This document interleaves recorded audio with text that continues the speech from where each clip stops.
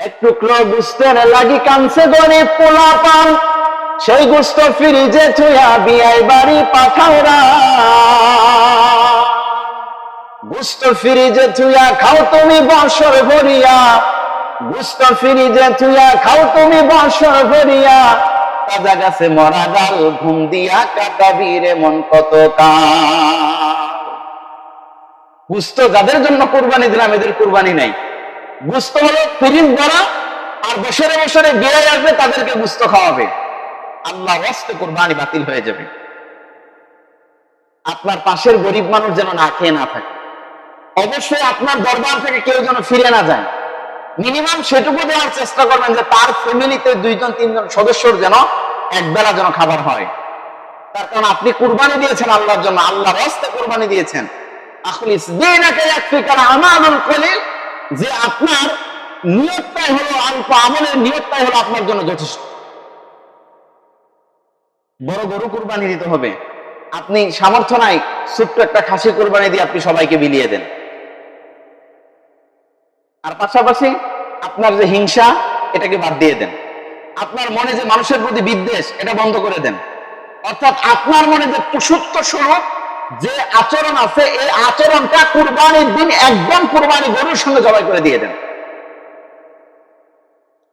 রাসূল বললেন, শোনো, কুরবানিটা তোমরা কেন দিবে? রাসূল বললেন, কুরবানির সময় কুরবানি গরুর গোশত, কুরবানির গরু পশুর শিং এবং চামড়া। রাসূল বললেন, যারা কুরবানি দিবেন তাদের জন্য কাল কিয়ামতের ময়দানে গরুর যতগুলো পশম থাকবে, বকরির যতগুলো পশম থাকবে, তার সমপরিমাণ সওয়াব আল্লাহ আপনাদের আমলনামায় দিয়ে দিবে।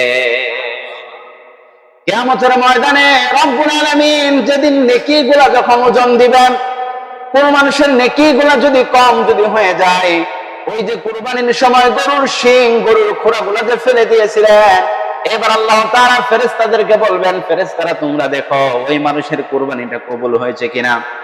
যদি কুরবানি কবুল হয়ে থাকে, ফেলে দেওয়া গরুর শিং ফেলে দেওয়া গরুর খুরগুলা নিয়ে আসো। নিয়ে আসার পর আমার বান্দার যেদিকে ওজন কম হয় ওই দিকে তোমরা দিয়ে দাও। সুবহানাল্লাহ। এই জন্য কুরবানি তো আল্লাহর রাস্তায়, আল্লাহর জন্য, একদম শুধু আল্লাহর জন্য, আর কারোর জন্য নয়। যদি এভাবে যদি করতে পারেন তাহলে আপনার দুনিয়ার জন্য আপনার জন্য মঙ্গল, কিয়ামতের ময়দানও আপনার জন্য মঙ্গল। আল্লাহ কবুল করুক, বলুন আমিন। এরপর কুরবানি কাদের জন্য ওয়াজিব? কুরবানি ওয়াজিব হলো তাদের জন্য, একদম সোজা কথায় বলি, বর্তমান জামানায় যাদের কাছে ৬৭,০০০ টাকা আছে কিংবা ৬০,০০০, ৬০-৬৭,০০০ টাকা যাদের কাছে আছে, যে খাবার দাবার খাওয়ার পর অতিরিক্ত এই টাকাটা আমার কাছে জমা আছে, সেটা ফার্নিচার হিসেবে হোক কিংবা একটা গাড়ি হিসেবে হোক বা অন্য কোনো বিষয়ের উপর হোক, যে এই টাকাটা আমার কি অতিরিক্ত টাকা জমা আছে, এই টাকাটা পড়ে আছে, আমার কোনো কাজে লাগে না, বা এই টাইপের কিছু পণ্য ঘরের ভিতরে কিনে রাখছেন, এই টাইপের কিছু জিনিস আপনার দোকানে আছে যেটা আপনার কি অতিরিক্ত কোনো কাজে লাগে না, কিন্তু এটা টাকার মাল, তাহলে যদি ৬৭,০০০ টাকা যদি সেই হিসাবে থাকে তাহলে আপনার উপর কুরবানি ওয়াজিব। বুঝতে পারছেন কথাটা?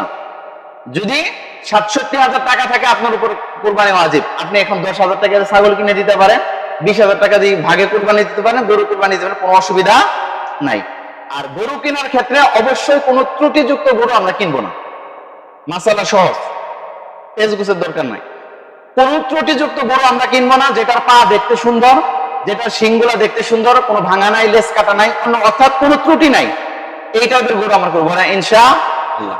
আর ভাগ নেওয়ার ক্ষেত্রে উত্তম হলো সেই সমস্ত মানুষকে সাথে নেওয়া, যে সমস্ত মানুষ নামাজি, গোশত খাওয়ার কোনো চিন্তা নাই, ওই সমস্ত মানুষ ভাগে কুরবানির সঙ্গে এড করা। আর আরেকটা বিষয় হলো যে আল্লাহ তাআলা একজনের গুনার বোঝা আরেকজনের মাথায় চাপায় দিবেন না। একজনের গুনার বোঝা আরেকজনের মাথায় কি করবেন না, চাপায় দেন না। সেই সুবাদে অনেক উলামায়ে কেরাম বলছে যে যদি কেউ সুদে কুরবানি দেয় তার তো কুরবানি হবে না, সাথে আমার তো হবে না। এখানে একটা মাসালা হলো যে আল্লাহ তাআলা যেহেতু একজনের দোষের বোঝা আরেকজনের ঘাড়ে চাপাবে না, সুতরাং আপনার কুরবানি হবে, যে সুদে কুরবানি দিলে তারটা হবে না, আপনারটা হবে। কিন্তু মানুষ বাছাই করার ক্ষেত্রে আমরা উত্তম মানুষগুলো বেছে বেছে নিব। বুঝছেন কথা?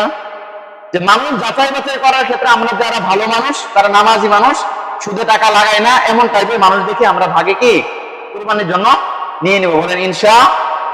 আল্লাহ আল্লাহ তৌফিক দান করুক, বলুন আমিন। কথা বলুন আপনি। আচ্ছা,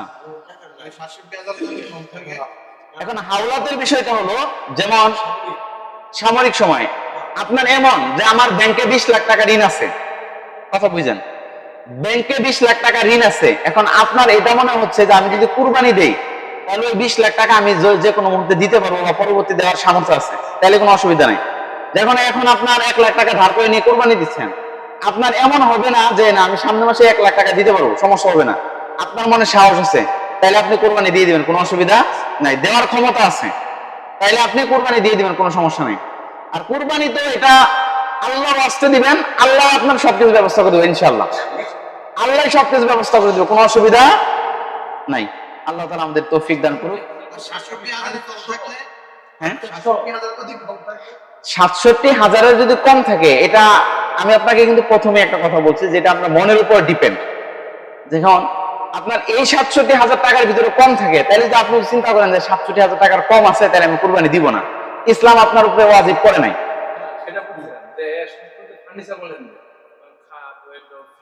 এগুলো তো আপনার ব্যবহার্য পণ্য, অতিরিক্ত পণ্য না তো, এগুলো বাদ দেন।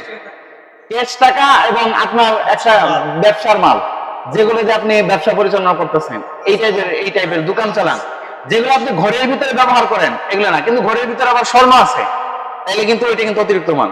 রূপা আছে, এটা কি অতিরিক্ত মাল। স্বর্ণ 7.5 ভরি হতে হবে বিষয়টা এমন না, স্বর্ণ 7.5 ভরি, কিন্তু স্বর্ণ আছে আপনার 3 ভরি, আর 3 ভরি সমপরিমাণ টাকা আপনার এদিক সেদিক ছড়ায় ছিটে আছে। একটা জমি রাস্তার কাছে পড়ে আছে, আপনি জীবনে এখানে একটা গাছও লাগান না, কিন্তু এটা কি আপনার অতিরিক্ত, আপনার ব্যবহার লাগে না, কিন্তু ওই জমির দাম আছে আপনার প্রায় 4 লাখ 5 লাখ টাকা, তাহলে আপনার উপরে কুরবানি ওয়াজিব। বুঝতে পারছেন কথা? হ্যাঁ, এটা তো আপনার অতিরিক্ত, আপনার তো এটা তো কোনো ফসলও ফলান না, কোনো টাকা পয়সা না, তাহলে আপনার অতিরিক্ত, আপনার ব্যবহারের বাইরে এটা। তাহলে ওইখানে 4 লাখ টাকা আপনার পড়ে আছে জমিনে, তাহলে হ্যাঁ ওইটা চলবে, অসুবিধা নেই, ওটা আপনি ব্যবসা করতেছেন। অর্থাৎ আপনার 67,000 টাকা অতিরিক্ত পণ্য, যেগুলো আমার কোন নিজের ব্যবহার্য না, নিজের ব্যবহার না, এটা ব্যবসার, এটা অন্য কিছু, তাইলে আপনার উপর কুরবানি ওয়াজিব, কুরবানি দিতে হবে। আল্লাহ তৌফিক দান করুন, সবাই আমিন। পাশাপাশি ভাইয়ের একটা কথা বলি, যেহেতু আমাদের মসজিদে কাজ চলতেছে, আপনারা তো আলহামদুলিল্লাহ যাওয়ার সময় একটু সবাই দেখে যাবেন মসজিদ কেমন হলো, ডিজাইন কেমন হলো, সব মিলাই আপনাদের সুপরামর্শ আশা করি।